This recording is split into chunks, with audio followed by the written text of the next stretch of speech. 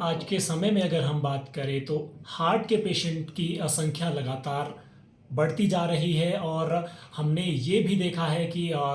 कई दिनों से या कई सालों से जो हार्ट अटैक के मामलों में भी लगातार वृद्धि देखने को मिल रही है। क्या लोगों को मालूम भी नहीं होता है कि क्या उसके जो लक्षण होते हैं कि हार्ट में उन्हें दिक्कत हो रही है। ये भी कई लोग जो है हिमाचल प्रदेश की अगर बात करें तो ग्रामीण क्षेत्रों में रहते हैं, उन्हें इस बात का अंदाज़ा नहीं होता है कि उन्हें क्या जो है हार्ट से रिलेटेड कोई प्रॉब्लम्स है। आज हम हिमाचल प्रदेश के सबसे बड़े अस्पताल आईजीएमसी में जो डॉक्टर जिन्हें एक लंबा अनुभव डॉक्टर अरविंद कंदोरिया, इनसे खास बातचीत करने के लिए पहुंचे हैं। सर बहुत बहुत स्वागत आपका दैनिक सर। Thank you. सर सबसे पहले तो आपसे जानना चाहेंगे कि दिल की जो बीमारी है आजकल लोगों में काफ़ी जो है इसका प्रचलन जो है बढ़ता जा रहा है, इसके बारे में थोड़ा बताएं। और लोगों को लक्षण भी इसके मालूम नहीं होते कि क्या शुरुआती लक्षण होते हैं जिस वजह से वो अस्पताल भी नहीं आते और जब गंभीर ये समस्या हो जाती है उसके बाद अस्पताल पहुँचते हैं। आपने बहुत सही क्वेश्चन पूछा है। हार्ट डिजीज़ में बेसिकली हम ये कार्डियोवास्कुलर डिजीज़ बोलते हैं। तो कार्डियोवास्कुलर डिजीज़ जो हार्ट से लेके, हार्ट से जो वेसल्स निकलती हैं डिफरेंट ऑर्गन को, जो ब्लड वेसल्स ब्लड सप्लाई करती है, उनमें कहीं भी कोई डिजीज़ आ जाए उसको हम कार्डियोवास्कुलर डिजीज़ कहते हैं। अगर हार्ट की नसों में रुकावट है, कम ब्लड जा रहा है या एकदम बंद हो गई, उसको हार्ट अटैक कहते हैं या कोरोनरी आर्टरी डिजीज़ कहते हैं। सेकंड ये है कि इसमें कुछ कार्डियोवास्कुलर रिस्क फैक्टर्स हैं। उन रिस्क फैक्टर्स में सबसे इम्पॉर्टेंट है पर पेशेंट की एज।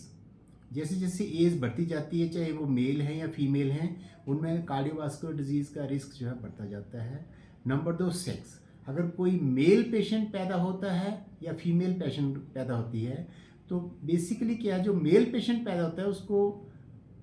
नेचर की तरफ से प्रोटेक्शन हार्ट अटैक के लिए या कार्डियोवास्कुलर डिजीज़ के लिए नहीं है बनिस्बत फीमेल पेशेंट्स के।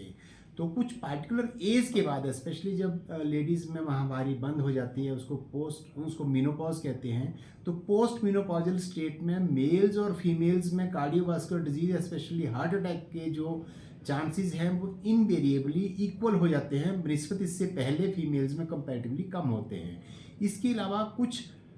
ये जो और कुछ फैमिली हिस्ट्री होती है जिनमें कई बार होता है कि हार्ट अटैक की प्रॉब्लम हुई हो रिलेटिव्स में, पेरेंट्स में, उनके ब्रदर सिस्टर्स में, अपने भाइयों में, बहनों में,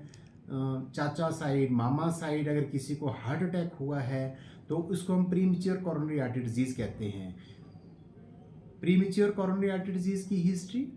एज और सेक्स, ये तीन जो फैक्टर्स हैं दे इरिवर्सिबल हैं। इसके लिए हम कुछ भी नहीं कर सकते हैं, हमें जस्ट कुछ प्रिकॉशंस लेनी होती हैं। परंतु कुछ मॉडिफाइबल रिस्क फैक्टर्स हैं जिसमें diabetes mellitus, hypertension, smoking, obesity और कोई और बीमारी होना, रिनल फेलियर जिसका कंट्रोल नहीं कर पाना, कोलेस्ट्रॉल की मात्रा बॉडी में ज़्यादा होना, ये कंट्रोल नहीं कर पाना, आईवी ड्रग एब्यूज़र्स, जो कि मोस्ट ऑफ द टाइम्स आपने देखा हो कि आजकल जो यंग पॉपुलेशन है, यंग जनरेशन है, वो उसके आदी हो चुके हैं, उनको कार्डियोवास्कुलर डिजीज़ होने के चांसेस बढ़ जाते हैं। जो लक्षण हैं, सर्वप्रथम मैं आपको कोरोनरी आर्टरी डिजीज़ के बारे में बताता हूँ। कोरोनरी आर्टरी डिजीज़ मीन्स कि हार्ट जो है, जो सारी जब कंसेप्शन होती है उस टाइम से लेके जब तक इस दुनिया से मनुष्य चला नहीं जाता है, तब तक हार्ट को 24 घंटे लगातार काम करना पड़ता है, बीट करके। एक इसमें क्या होता है कि जो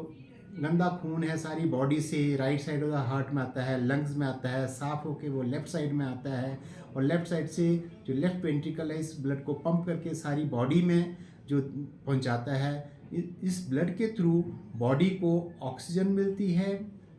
ग्लूकोज मिलता है और कुछ और इम्पॉर्टेंट न्यूट्रिएंट्स मिलते हैं, जिसके कारण हमारा विकास डेवलपमेंट होती है और डे टू डे हम जो एक्टिविटीज़ करते हैं उसके लिए हम अलर्ट रहते हैं। तो कोरोनरी आर्टरी डिजीज़ में क्या होता है कि जो ब्लड वेसल्स, हार्ट को ये ब्लड पंप करने के लिए खुद के लिए भी ब्लड सप्लाई की ज़रूरत होती है। जो नाड़ियाँ हार्ट को खून सप्लाई करती हैं उनको कोरोनरी आर्टरीज कहते हैं। जब इन कोरोनरी आर्टरीज में तंगी आ जाती है किसी कारण से, या उनमें सडनली जो ब्लड सप्लाई जो एक पार्टिकुलर एरिया के लिए बंद हो जाती है, इनिशियली जब तंगी आती है तो उसे हम एंजाइना कहते हैं जब वो सिम्टम्स होते हैं, या जब टोटली बंद हो जाता है ब्लड सप्लाई उसको हम हार्ट अटैक कहते हैं। तो इसमें जो पेशेंट्स को जो लक्षण आते हैं उनमें जब पेशेंट चलता है, जो स्पेशली एंजाइना में पेशेंट चलता है उसे तकलीफ़ होती है, छाती में दर्द हो सकती है, उसके प्रिकॉर्डियम में दर्द हो सकती है, तुन्नी से ऊपर कहीं भी दर्द हो, और ये जॉ की तरफ जा सकती है, कंधे की तरफ जा सकती है,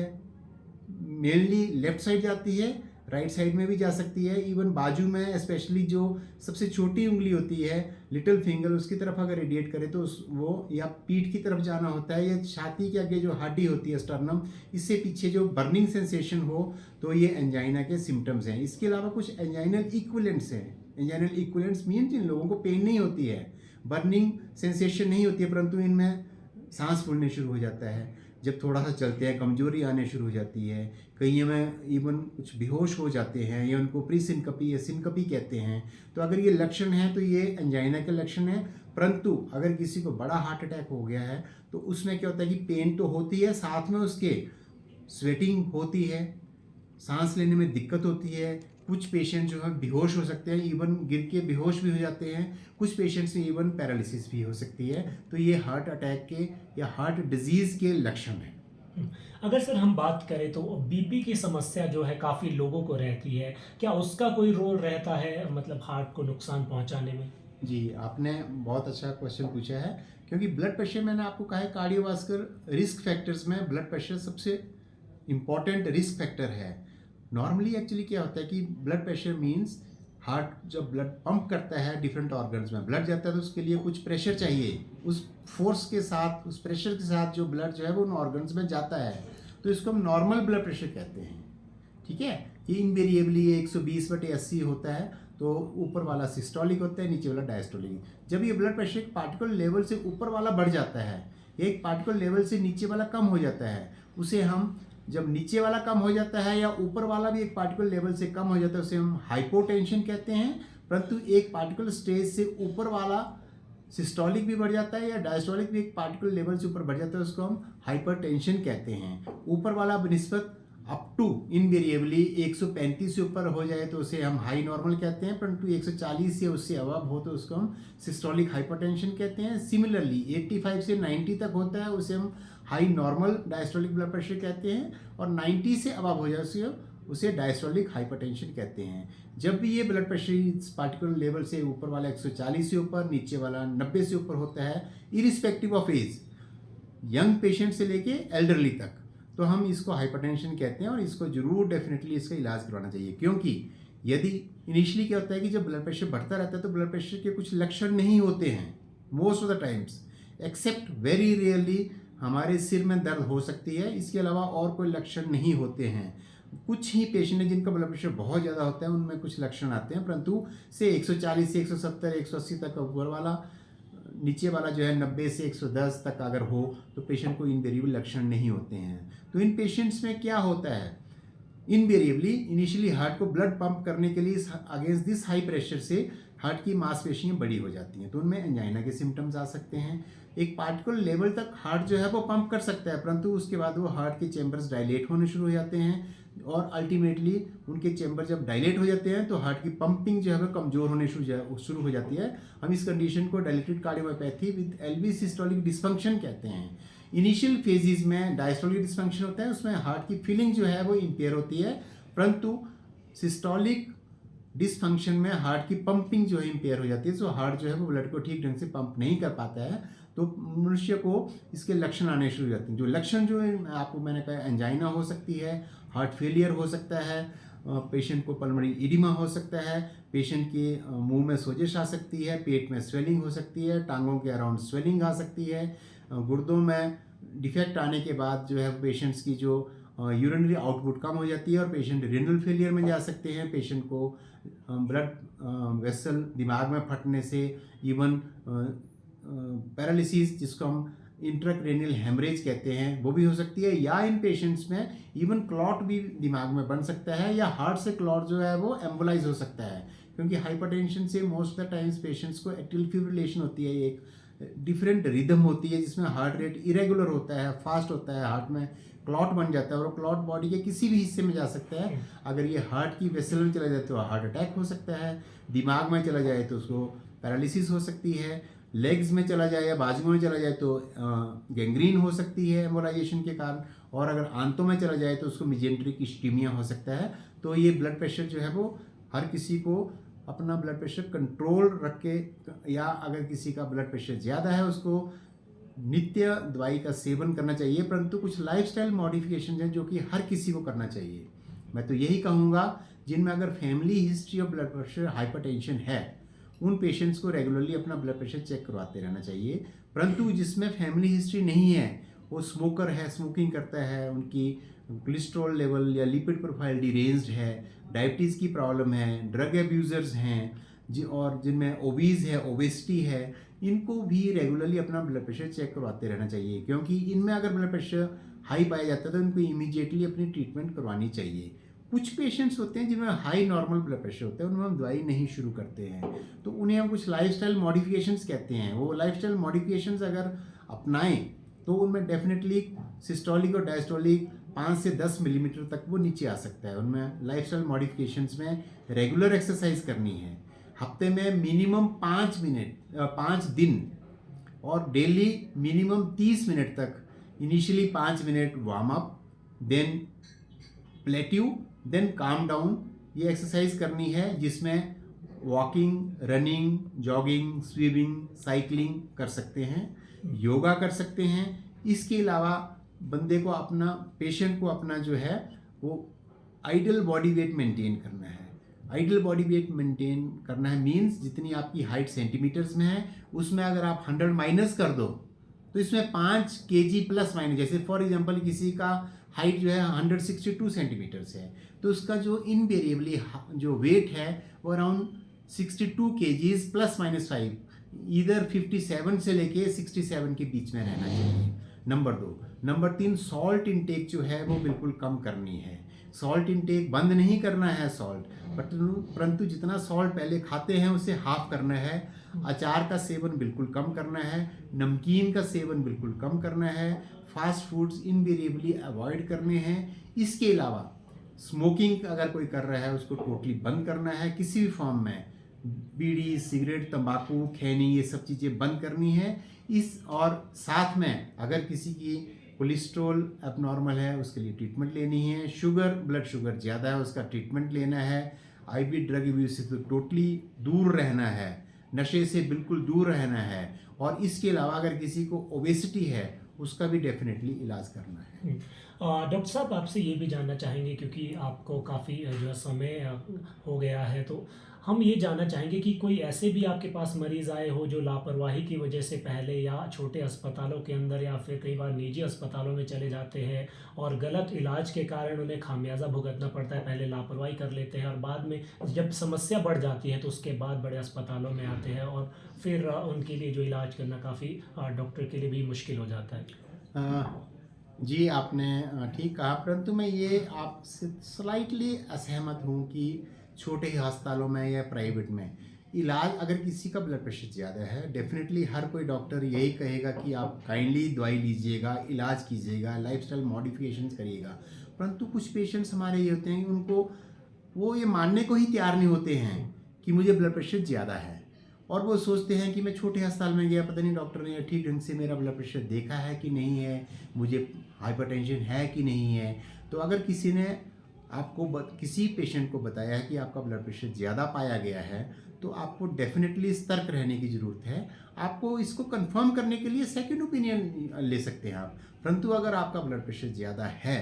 डेफिनेटली इसका इलाज करना है। मैं 1-2 चीज़ें आपको अवश्य बताना चाहूँगा कि जब भी कभी आप ब्लड प्रेशर चेक करवाना चाहते हैं तो आपको 5-6 चीज़ें आपने डेफिनेटली अपने दिमाग में डाल के जानी है, तभी ब्लड प्रेशर चेक करवाना है। एक तो आपको जल्दी नहीं जाना है कि दौड़ के गए, डॉक्टर को कहा कि मेरी इमीडिएटली ब्लड प्रेशर देख लो, उसमें भी आपका ब्लड प्रेशर ज़्यादा आ सकता है। तो इसलिए हम पेशेंट्स को कहते हैं कि आपकी जब भी डॉक्टर के पास जाएं 10-15 मिनट आपको वहाँ पर बैठ के रेस्ट करनी है, नंबर 1। नंबर 2, आपको आधा घंटा पहले चाय या कॉफ़ी का सेवन नहीं करना है। नंबर 3, अगर आप अल्कोहल लेते हैं तो जिस दिन आपने ज़्यादा अल्कोहल लिया उस दिन नेक्स्ट डे अगर आप ब्लड प्रेशर चेक करवाना जाओगे तो डेफिनेटली आपका ब्लड प्रेशर जो है वो सिस्टोलिक ज़्यादा आएगा, तो आपने ये भी ध्यान रखना है। नंबर 3, जब कभी भी आपने ब्लड प्रेशर चेक करवाना है तो ये देखना है कि यहाँ पर जो डॉक्टर जो है उनके पास बैठने की जगह पर्याप्त है। आप उसी आपके हार्ट का जो ब्लड प्रेशर, आपका जो ब्लड प्रेशर देख रहे हैं, जो बीपी इंस्ट्रूमेंट आपके हार्ट के लेवल तक है कि नहीं है, ये आपने भी ऑब्जर्व करना है। और जब कभी भी आपने ब्लड प्रेशर चेक करने जाना है तो आपने लूज़ कपड़े पहन के जाने हैं। जैसे फॉर एग्जांपल विंटर में हमारे पास पेशेंट आते हैं, उन्होंने कोट लगाया होता है, स्वेटर लगाया होता है, जैकेट लगाई होती है, इनर लगाया होता है, तो इसमें जो इनवेरिएबली जो ब्लड प्रेशर जो है वो फाइलिसली हाई आ सकता है। तो पेशेंट को जब कभी ब्लड प्रेशर चेक करवाने जाना है, प्रॉपर किस्म के कपड़े पहने होने चाहिए, लूज़ कपड़े पहने चाहिए, ताकि आपके जो भुजाएँ हैं वो डेफिनेटली, या तो आप वो कपड़े जो है वो ऊपर तक ठीक ढंग से ले जाते हैं, और हमारा जो ब्लड प्रेशर, जो ब्लड मेजर करने वाला इंस्ट्रूमेंट का कफ है, वो ठीक ढंग से आपकी जो है एटलीस्ट फोर आर्म में जो हम लोग ठीक ढंग से उसको बांध सकें, और आपका ब्लड प्रेशर जो ठीक आना चाहिए। अगर ये आप प्रिकॉशंस लेते हैं, डेफिनेटली आपका ब्लड प्रेशर जो है वो ठीक डॉक्टर बताएंगे। और सेकंड है, अगर आप कभी बाई चांस, कई बार होता है वाइट कोट हाइपरटेंशन कहते हैं, कि पेशेंट जब जाता है तो डॉक्टर ने वाइट एप्रन पहना होता है, तो डॉक्टर के पास जब जाते हैं तो उनका ब्लड प्रेशर ज़्यादा आता है, उसको हम वाइट कोट हाइपरटेंशन कहते हैं। तो इन पेशेंट्स से हम देखते हैं बाकी टेस्ट करके, ईसीजी, एको टेस्ट करके, आंखों का फंडस एग्जामिनेशन करके, कैरोटिड डॉपलर देख के, अगर इनमें कोई टारगेट ऑर्गन डैमेज नहीं है और डॉक्टर के पास जाके इनका ब्लड प्रेशर ज़्यादा आता है, परंतु अगर घर में करें तो ठीक आता है, तो इन पेशेंट्स को हम ट्रीटमेंट पे नहीं शुरू करते हैं। इन पेशेंट्स को लाइफस्टाइल मॉडिफिकेशन पे आते हैं, और इन पेशेंट्स को कुछ हम एंटी एंग्जाइटिक दवाई देते हैं कुछ समय के लिए, ताकि जब ये डॉक्टर के पास जाएं तो इनमें थोड़ी उत्सुकता बढ़ जाती है, इनमें ये एंग्शियस हो जाते हैं, और इनका ब्लड प्रेशर जो सिंपैथेटिक ओवरटोन हो जाती है उस टाइम, उससे कारण बढ़ जाता है। तो इन पेशेंट्स को हम इनवेरिएबली दवाई नहीं शुरू करते हैं। तो इनको ये सारे जो हमने आपको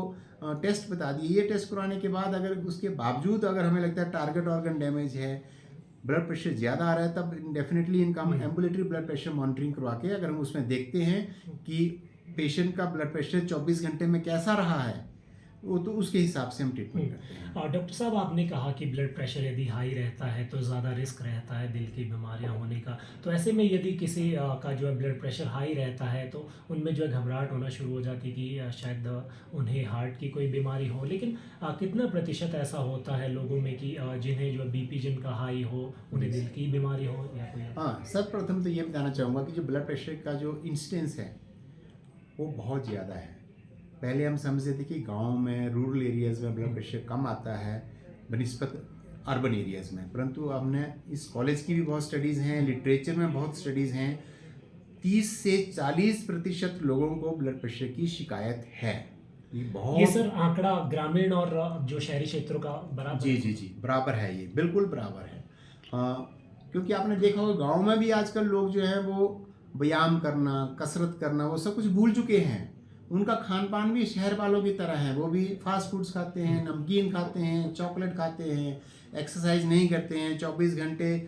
घंटे में कम से कम 15-16 घंटे जो मोबाइल पे लगे रहते हैं। आउटडोर एक्टिविटीज़ उनकी ऑलमोस्ट बंद है। कहीं जाना है घर से स्कूटर या गाड़ी पे या साइकिल पे चलें तो बहुत अच्छा है, परंतु स्कूटर पे जाते हैं, गाड़ी में जाते हैं, जहाँ जाना है वहाँ उतर के काम करके फिर वहाँ से चलते हैं।